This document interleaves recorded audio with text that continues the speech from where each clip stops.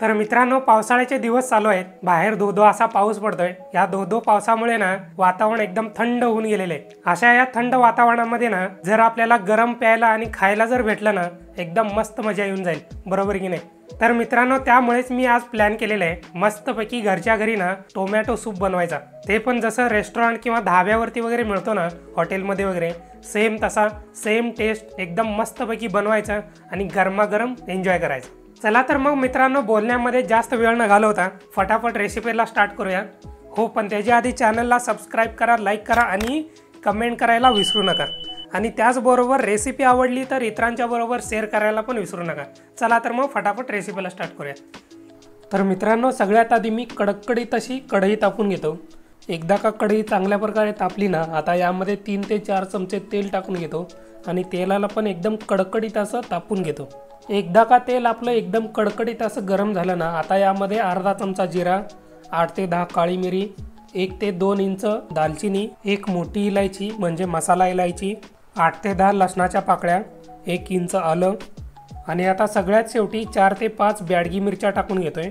बॅडगी मिरच्यामुळे ना सूपला छान असा कलर येईल, लाल भडक असा, आणि तिखट पण होणार नाही. आता हे सगळे मसाले 1 ते 1.5 मिनिटासाठी तेलामध्ये चांगल्या प्रकारे परतून घ्यायचे.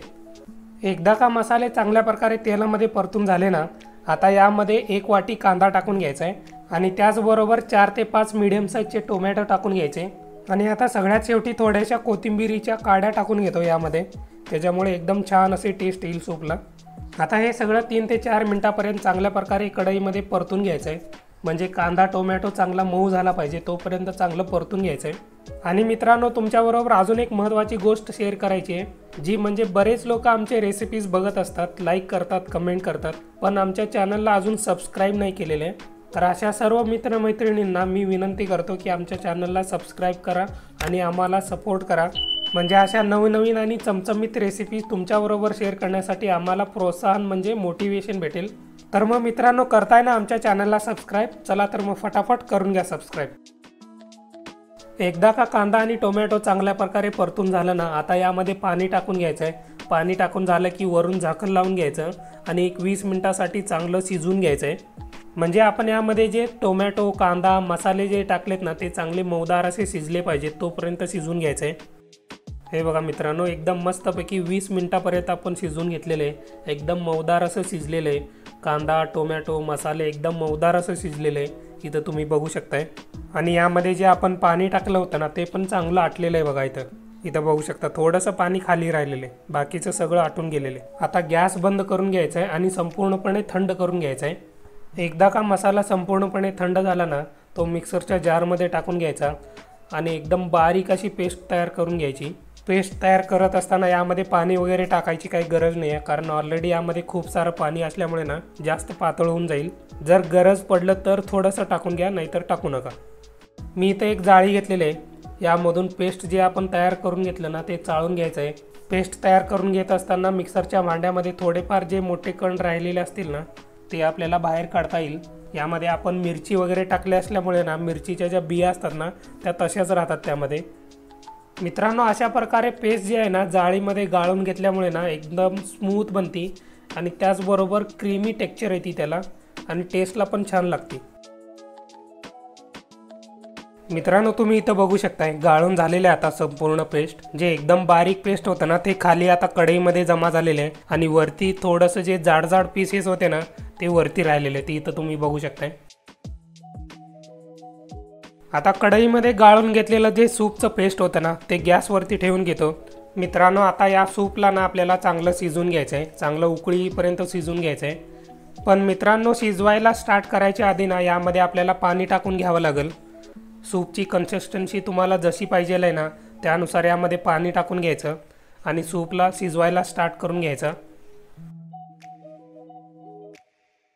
हे बघा मित्रांनो, यामध्ये मी पाणी टाकून घेतलेलं आहे आणि चांगल्या प्रकारे मिक्स करून घेतलेलं आहे.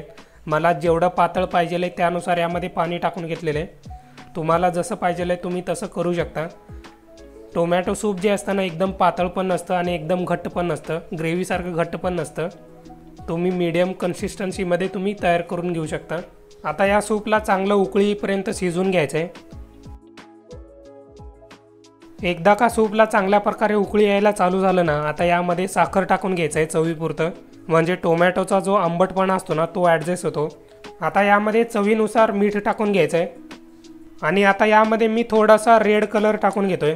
रेड कलर जर तुम्हाला वापरायचा नसेल ना तर मग तुम्ही टोमॅटो कांदा टाकून घेत असताना तेव्हा अर्धा बीटरूट टाकून घेऊ शकता। बीटरूटमुळे पण एकदम छान असा सूपला कलर येतो। हे बघा, कलर टाकल्यामुळे ना यामध्ये थोडासा असा गडद कलर आला, त्यामुळे सूप दिसायला एकदम छान दिसतोय। काही जणांचं कसं असतं की दिसण्यावरती पण खूप अवलंबून असतं खायचं की नाही खायचं, बरोबर की नाही। नॉर्मल टोमॅटो टाकून जर तुम्ही केलं ना मग त्याचा थोडासा फिका कलर पडतो, त्यामुळे त्यामध्ये जर थोडासा कलर गडद झाला ना तो दिसायला पण छान दिसतो आणि बघितल्या प्यावासा पण वाटतो, बरोबर की नाही। त्यामुळे तुम्ही वापरायचं की नाही वापरायचं हे तुमच्यावरती डिपेंड आहे। मित्रांनो, आता सगळ्यात शेवटी आणि एकदम महत्त्वाचं म्हणजे बटरमुळे सूपला एकदम छान आणि मस्त टेस्ट येते। त्यामुळे यामध्ये 4 ते 5 चमचे बटर टाकून द्यायचा आणि चांगल्या प्रकारे मिक्स करून घ्यायचा। बटर टाकून जा टेस्ट करा, म्हणजे बघा काय कमी पडलंय का, मीठ साखर वगैरे कमी वगैरे पडला असेल तर तुमच्या टेस्टनुसार थोडंसं ॲडजस्ट करून घ्या। तर मित्रांनो, अशा प्रकारे एकदम साध्या सोप्या पद्धतीने आपला टोमॅटो सूप रेडी झालेलं आहे। टेस्टला एकदम अप्रतिम झालेलं आहे। आता सध्या माझ्या घरभर जो वास दरवळतोय ना सूपचा, काय सांगू तुम्हाला, एकदम मस्त झालेलं आहे। बाहेर पाऊस पडतोय एकदम मस्तपैकी आणि गरमागरम जर सूप पिलं ना, हा हा हा हा हा मस्त। आणि मित्रांनो, हे कुरकुरीत ब्रेड म्हणजे ना सोने पे सुहागा, म्हणजे गरमागरम सूपमध्ये बुडून खाल्लात ना मस्त मजा येते। आता हे कुरकुरीत ब्रेड तयार करण्यासाठी काय करायचं, गॅस एकदम मंद आचेवरती ठेवायचा आणि त्यावरती तवा ठेवायचा, तवा गरम करून घ्यायचा आणि त्यावरती ब्रेड ठेवून घ्यायचे आणि ते ब्रेड एकदम कुरकुरीत होईपर्यंत भाजून घ्यायचे। आणि एकदा का ब्रेड एकदम कुरकुरीत झाले ना मग चौकोनी आणि लांब लांब कापून घ्यायचे आणि मग मस्तपैकी गरमागरम सूप बरोबर कुरकुरीत ब्रेड तुम्ही एन्जॉय करू शकता। मग काय मित्रांनो, कसा झालाय टोमॅटो सूप, एकदम मस्त झालं की नाही। जसं हॉटेल किंवा रेस्टॉरंटमध्ये भेटतं ना सेम तसं झालेलं आहे। टेस्टला एकदम अप्रतिम झालेलं आहे। जर या टोमॅटो सूपमध्ये कलर टाकायचा नसेल ना तर मग तुम्ही बीटरूट वापरू शकता। बीटरूटमुळे पण टोमॅटो सूपला एकदम छान असा कलर येतो आणि दिसायला एकदम मस्त दिसतो। तर मग मित्रांनो, तुम्ही पण तुमच्या घरी एकदा नक्की ट्राय करणार ना टोमॅटो सूप, नक्की एकदा ट्राय करा, कारण या थंडगार पावसाळ्याच्या वातावरणामध्ये ना टोमॅटो सूप पिण्याची एक वेगळीच मजा असते। तर मग जाता जाता रेसिपी आवडली असेल तर लाईक करा, कमेंट करा आणि सगळ्यात महत्त्वाचं चॅनलला सबस्क्राईब करायला विसरू नका।